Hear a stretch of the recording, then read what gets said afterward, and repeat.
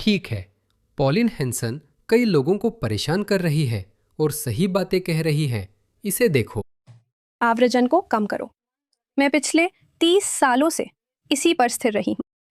हमारे देश में बहुत लोग आ रहे हैं, आव्रजन कम करो। मैं लगभग 1,30,000 की संख्या चुन रही हूँ।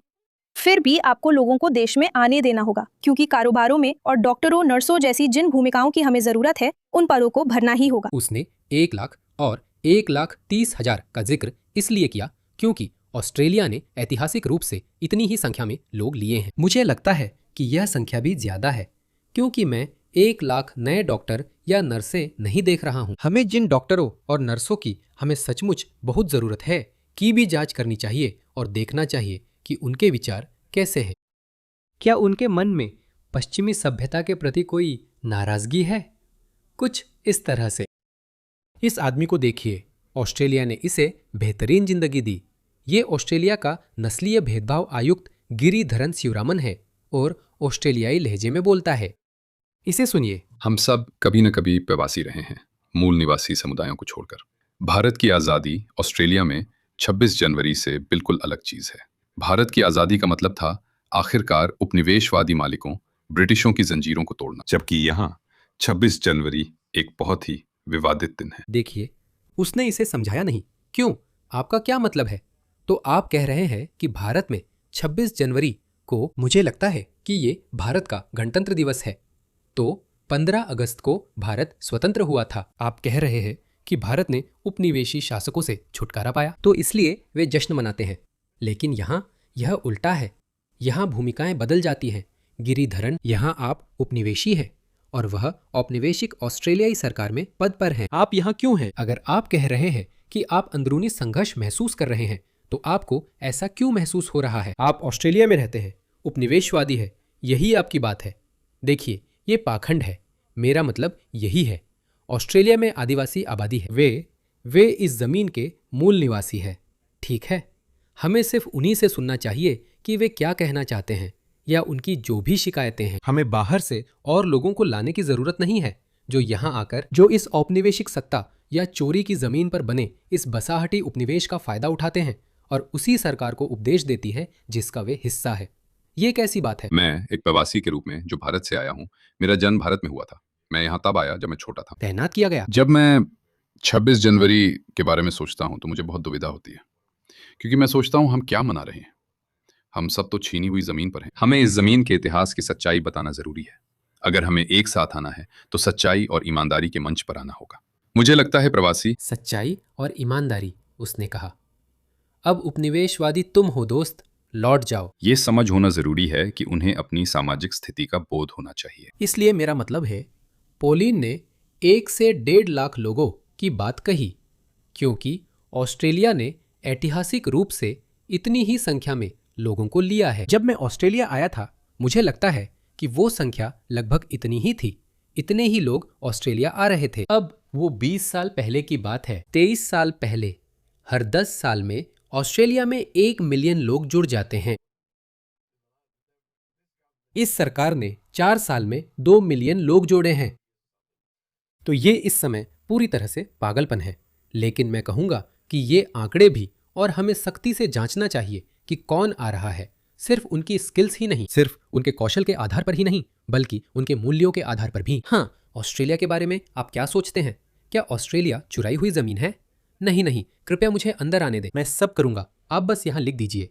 अगर आपने चुराई हुई जमीन कहा, ट्वीट लाइक किया या ऐसे किसी भी व्यक्ति के साथ उठते बैठते पाए गए जो यह शब्द इस्तेमाल करता है, तो वीजा रद्द होगा, देश से निकाल देंगे और 10 साल नागरिक नहीं बन पाएंगे।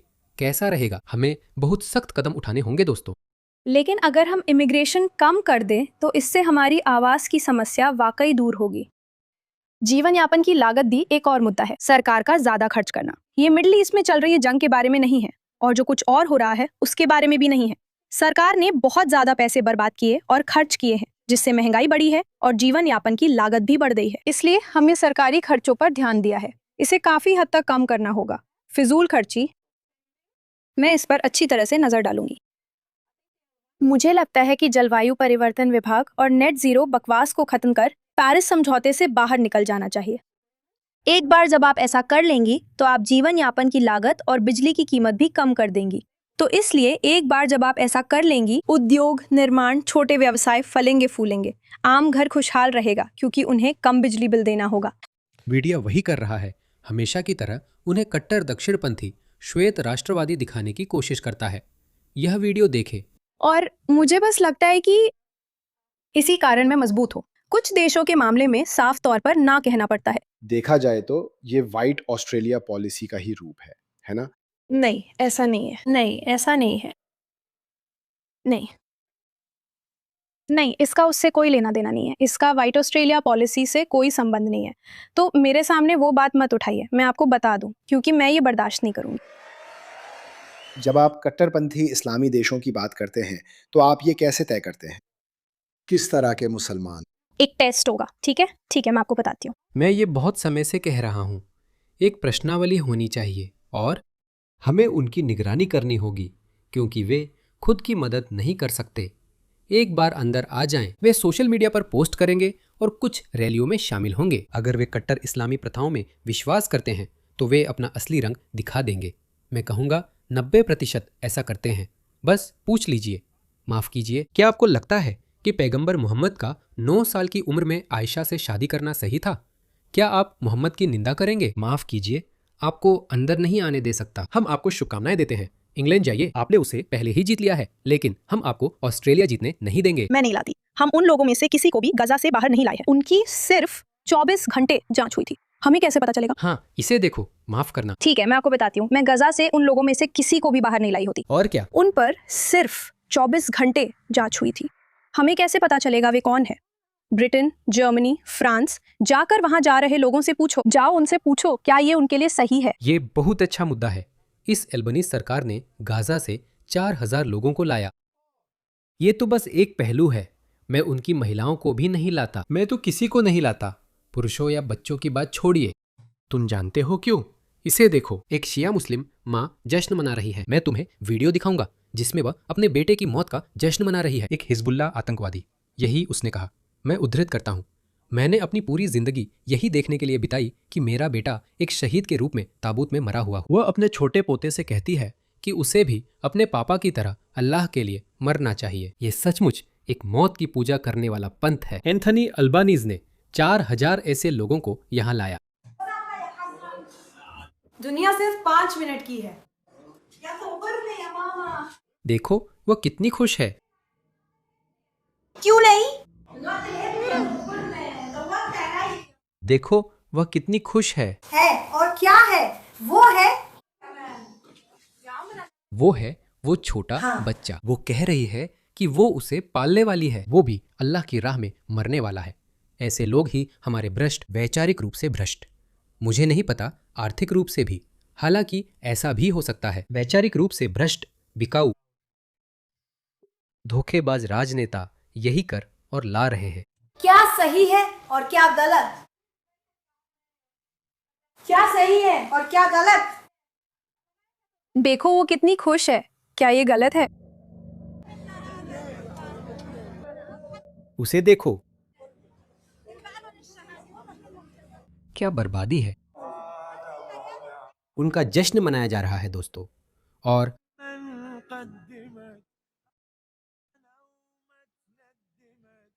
इसीलिए फिर से, जानते हो क्या, मैं आलोचनात्मक न बनूं या पक्ष न चुनूं, फिर भी यही वजह है कि मैं इजराइल के पक्ष में हूं। इसी वजह से मैं वोक राइट की इजराइल से नफरत नहीं समझ पाता। वे नहीं समझते कि अगर इजराइल तबाह हुआ तो क्या होगा। वे पश्चिम के पीछे पड़े हैं। वे पहले ही पश्चिम में अपने पैर फैला चुके हैं। इन्हीं लोगों को वे लेकर आए हैं और यही वजह है कि इस तरह की खबरें अब बहुत आम हो गई है। 3 मध्य पूर्वी गुंडों ने 15 साल के ऑस्ट्रेलियाई लड़के को गर्दन, पीठ, बाजू और हाथों में मशेटी से वार किए और काटा। यही सब हो रहा है दोस्तों। इसी वजह से पॉलिन ने ये बात कही थी। मैं ये बात लोगों के सामने रखूंगी। अगर आप बहुसांस्कृतिकता चाहते हैं तो तैयार रहें। क्या आप शरिया कानून चाहते हैं? मैं नहीं चाहती। क्या आप कई शादियां चाहते हैं? मैं नहीं चाहती। क्या आप चाहेंगे कि विदेशी गैंग्स यहाँ मशेटी लेकर सड़कों पर घूमें? मैं नहीं चाहती। जब आप बहुसांस्कृतिकता की बात करते हैं तो तैयार रहिए इन दूसरी सांस्कृतिक परंपराओं के लिए जिन्हें वे देश में लाना चाहते हैं। मैं ऑस्ट्रेलियाई संस्कृति और जीवन शैली की रक्षा कर रही हूँ और उन पुरुषों और महिलाओं का सम्मान करती हूँ जिन्होंने इस देश, हमारे मूल्यों, नैतिकता, सिद्धांतों, संस्कृति और कानूनों के लिए लड़ाई लड़ी और जान दी। यही एकल संस्कृति है। अगर आप ऐसा करते हैं या 21% लोगों में से हैं जो इसके खिलाफ हैं, तो मुझे ये पता चलता है। क्या आप सच में ऑस्ट्रेलिया है? क्या आप सच में यहाँ रहना चाहते हैं, या फिर आप बस यहाँ से गुजर रहे हैं और इस देश का इस्तेमाल अपने फायदे के लिए कर रहे हैं? जो आप इससे पाना चाहते हैं वो ले रहे हैं, बिना इसे बचाने या ऑस्ट्रेलियाई बनने के लिए लड़ने की इच्छा के। बस इतना ही, बात इतनी ही सी है। मेरे पास आपके लिए एक तोहफा है। पॉलिन हैंसन ने अपने आधिकारिक ट्विटर अकाउंट से 90 के दशक का वीडियो पोस्ट किया है। तब लोग उन्हें नस्लवादी कहते थे और मैं भी यही सोचता था। आप जानते हैं, मुझे माफ कीजिए, उस समय आम धारणा यही थी। आप आदिवासी कल्याण खत्म करने की मांग करते हैं। ये कहाँ लिखा है? अरे ये कहाँ लिखा है? वो उस पर लिखा है। अरे नहीं, अच्छा, आप किस चीज की मांग ये कर एक रहे हैं? कॉमेडी स्किट कल्याण है। जरूरत के आधार पर होना चाहिए, नस्ल के आधार पर नहीं। अगर कुछ है भी तो ये नस्लवाद विरोधी है। ऐसे आदिवासी हैं जो पिछड़े हुए हैं। ठीक है, हमें मदद करनी चाहिए। अगर वे पिछड़े नहीं हैं तो उन्हें मुफ्त चीजें क्यों मिले? हाँ, खैर वो तो हाँ, ये सुनने और देखने में एक कॉमेडी टीवी शो जैसा ही लगता है। इसे देखो, 45 सेकंड की मास्टरपीस। हमारे देश में हर 69 सेकंड में एक प्रवासी आ रहा है। इतने लोग हमारे यहाँ आ रहे हैं। एक दिन में हमारे यहाँ अधिकतम 1800 प्रवासी आए। हमने अब तक के इतिहास से कहीं ज्यादा लोग लाए हैं, जबकि वे प्रवास की जरूरत पर बात करते हैं। तो 22 और 23 के बीच हमने 7,39,000 लोग लाए थे। इनमें से केवल 51,605 लोग ही वास्तव में कुशल हैं। अब इन कुशल लोगों में मैनिक्योरिस्ट, मसाज थेरेपिस्ट या कोई भी, कबाब बनाने वाले जैसे इंग्लैंड में होता है, या फिर ये असली कौशल नहीं है। इसी वजह से 51,605 में से केवल 1,800 लोग निर्माण उद्योग में थे। तो इसका जिन लोगों की हमें जरूरत है उनके लिए घर बनाने से कोई लेना देना नहीं है। क्या आप जानना चाहते हैं कि ऑस्ट्रेलिया में विशेष कौशल की कमी वाले वीजा पर कौन से निर्माण इंजीनियर आ रहे हैं? देखें। चारों तरफ बेकार घर बने हुए हैं। क्या आप ये घर देखने के लिए तैयार हैं? चलिए, सबसे पहली चीज जो मैं आपको दिखाना चाहता हूँ वो है ये कैमरा सेटअप दोस्त। यहाँ उसके पास एक वेबकैम है दोस्त। ये किससे जुड़ा है? देखते हैं दोस्तों। ये सेलोटेप से जुड़ा है दोस्त। इसमें हर ये तरफ एक बिल्कुल भारत की नया छाप घर है, होती मेलबर्न विक्टोरिया दोस्तों। उसे देखो, क्या तुमने कभी कोई देखा है? इन निर्माण इंजीनियरों को देखो। तुम ऐसा क्यों करते हो? जो भी पास हो दोस्तों, जो भी आसपास पड़ा हो। बीपीसी कहाँ है? ऑस्ट्रेलिया में मेरा मतलब है, एक चलिए घर इस पावर बॉक्स को देखते ये हैं। हर पावर बॉक्स ऑस्ट्रेलियाई का आमतौर पर सपना बेंट है। 20 साल के यहाँ होते कोई हैं। नहीं वे कहेगा आएंगे कि हम यहाँ रहे हैं। लगाया एक घर बनाने के लिए, और आपका बिल्डर थोड़े ये से सस्ते नीले बोर्ड्स। तीसरी दुनिया के प्रवासी जो यहाँ क्या कौशल हो रहा के है, नाम पर माइक? आए हैं। Skilled visa category.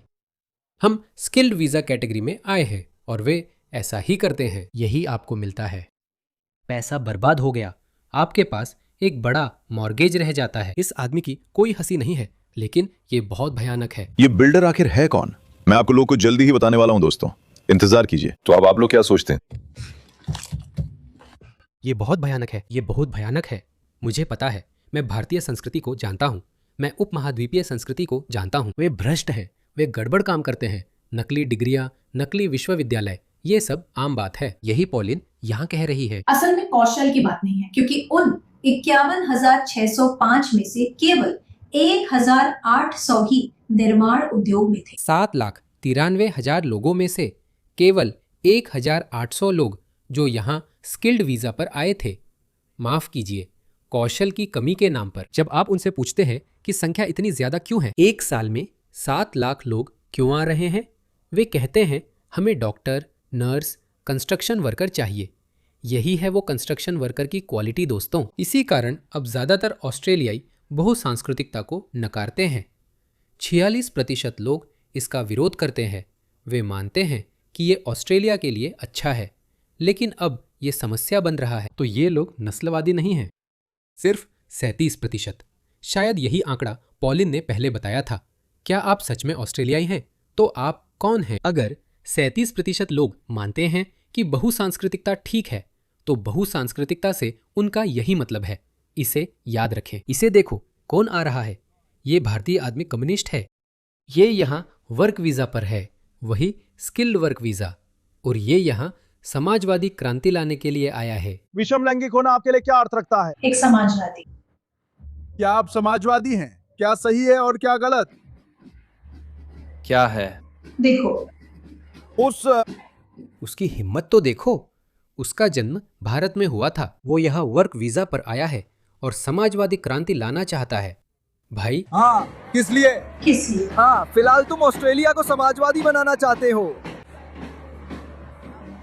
निर्दयता से इन लोगों को देश से बाहर निकालो। यही लोग आ रहे हैं। हाँ, 9 साल का बच्चा हमेशा बच्चा नहीं होता। ये आदमी साफ तौर पर मुसलमान है। बचपन शर्तों और कारकों पर निर्भर करता है। यही लोग हैं जिन्हें आप ला रहे हैं। ऐसे ही लोग ला रहे हैं। देखो, ये आदमी सिडनी में रहता है सिडनी। और वह रो रहा है क्योंकि हमीना मर चुकी है। उसे देखो। हम में से कोई मानसिक रूप से तैयार नहीं था ऐसे दिन के लिए।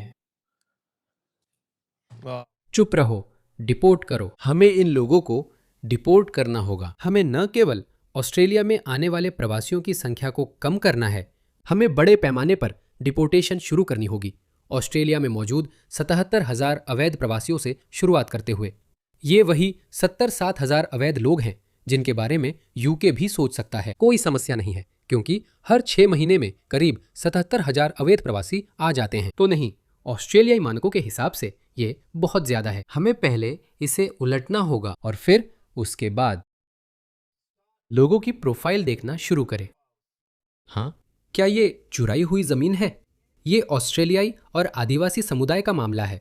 दूर हो जाओ, डिपोर्ट करो, जैसे उस आदमी को जिसे मैंने तुम्हें पहले दिखाया था। माफ करना, हम इन मार्क्सवादियों को बर्दाश्त नहीं कर सकते। कम्युनिस्ट ऑस्ट्रेलिया को बर्बाद कर रहे हैं। हम इसे बर्दाश्त नहीं कर सकते।